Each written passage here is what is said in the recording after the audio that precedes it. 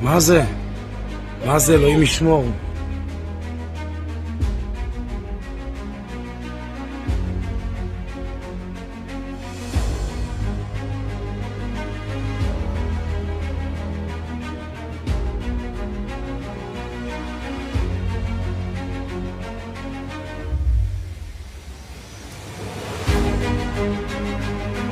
It began with a whisper, then a shockwave. News broke that a high-ranking Mossad commander had fallen, and the ripple effects surged across intelligence circles and diplomatic corridors alike. For years, Mossad has operated in the shadows, executing precision strikes, gathering intelligence, and shaping Israel's strategic posture. But this incident wasn't just another covert operation gone awry. It was a symbolic rupture in a region already teetering on ideological fault lines. The timing couldn't be more volatile. Iran, long positioned as Israel's archrival, seized the moment not with silence, but with defiance. In a statement that reverberated through Tehran's power centers, Iranian officials rejected any notion of peace with Israel, declaring that no reconciliation would be considered until Palestine achieves full independence. This wasn't just rhetoric.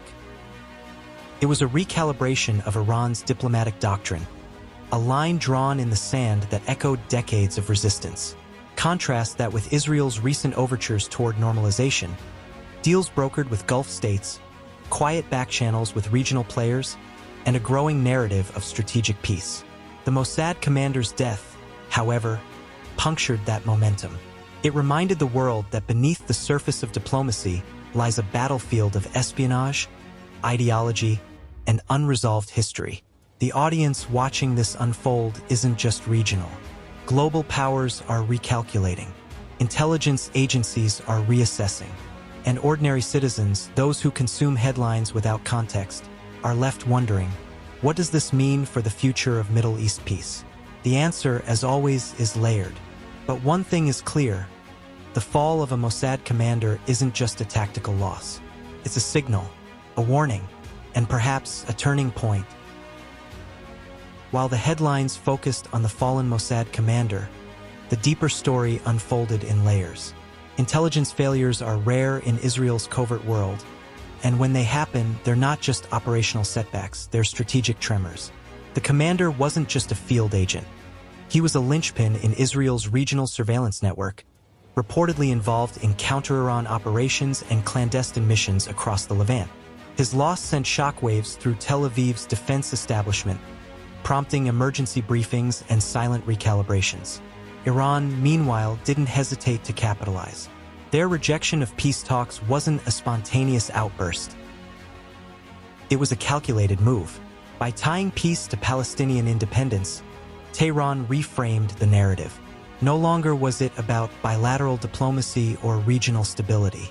It became a moral stance, a declaration that any normalization with Israel would be seen as betrayal unless the Palestinian cause was resolved. This hardened position resonated with factions across the Arab world, reigniting old alliances and ideological sympathies.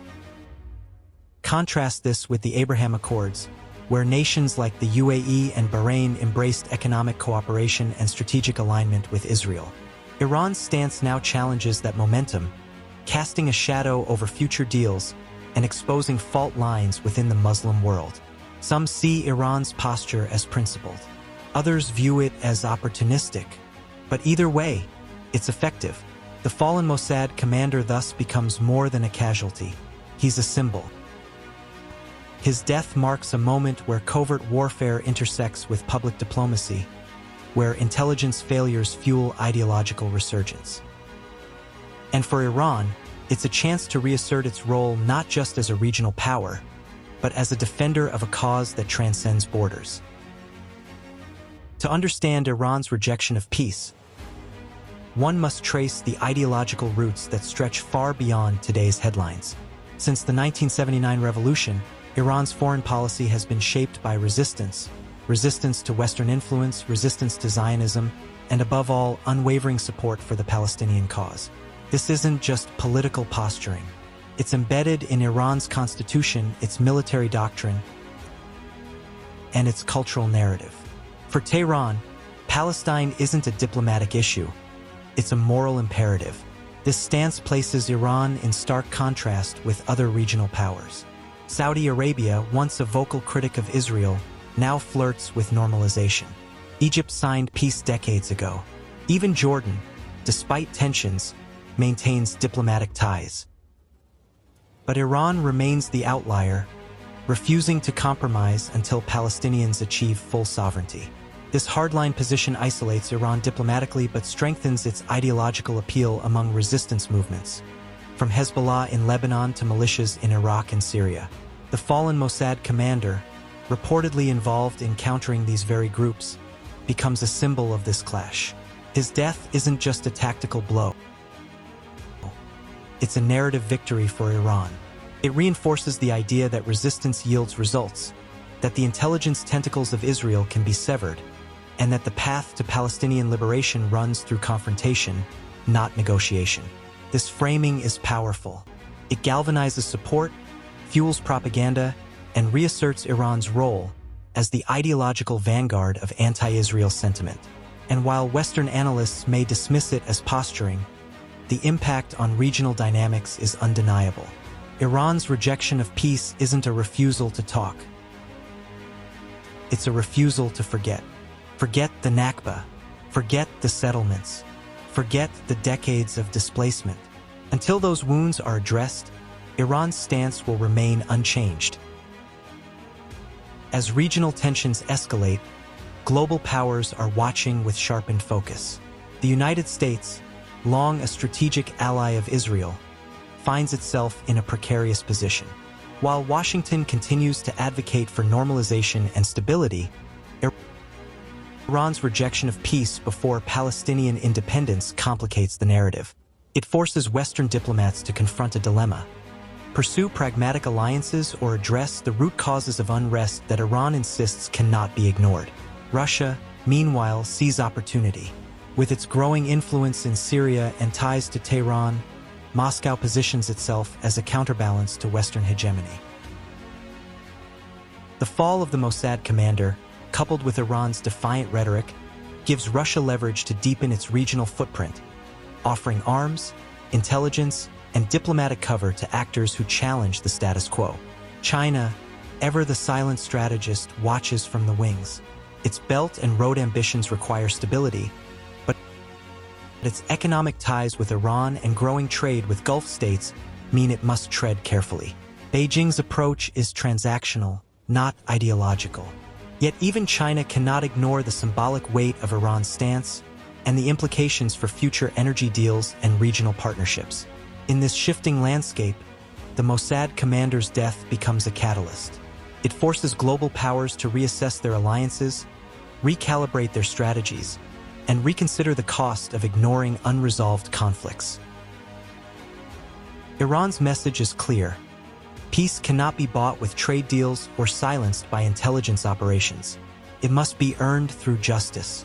This moment, then, is not just about espionage or diplomacy. It's about narrative control.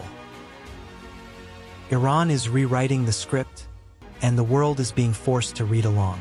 Whether they agree or not, the message is out, and it's not going away. In the end, the fallen Mossad commander is more than a headline. He's a cipher for a region caught between diplomacy and defiance. His death didn't just expose vulnerabilities in Israel's intelligence apparatus. It reignited a conversation that many hoped had been buried beneath treaties and trade deals. Iran's refusal to engage in peace talks until Palestine is free isn't a new position. But in this moment, it feels renewed, sharpened, and strategically timed. The contrast couldn't be starker. On one side, Israel pushes for normalization, economic integration, and regional calm. On the other, Iran doubles down on resistance, ideological purity, and the unyielding demand for justice. These aren't just opposing strategies, they're opposing worldviews. And the battleground isn't just in diplomatic halls or intelligence briefings. It's in the minds of millions watching from afar, trying to make sense of a conflict that refuses to fade. What happens next is uncertain. Will Israel retaliate? Will Iran escalate? Will global powers intervene or retreat into cautious silence? These questions linger, but one truth remains. The Middle East is once again at a crossroads, and this time the stakes feel heavier, not because of one man's death, but because of what it represents. A fracture in the illusion of progress, a reminder that peace built on silence is no peace at all. As the dust settles, the world watches, and while the fallen commander may never speak again, his absence speaks volumes. It tells a story of unfinished business, of unresolved pain, and of a region still searching for a path forward. Whether that path leads to peace or deeper conflict depends not just on leaders, but on the narratives we choose to believe.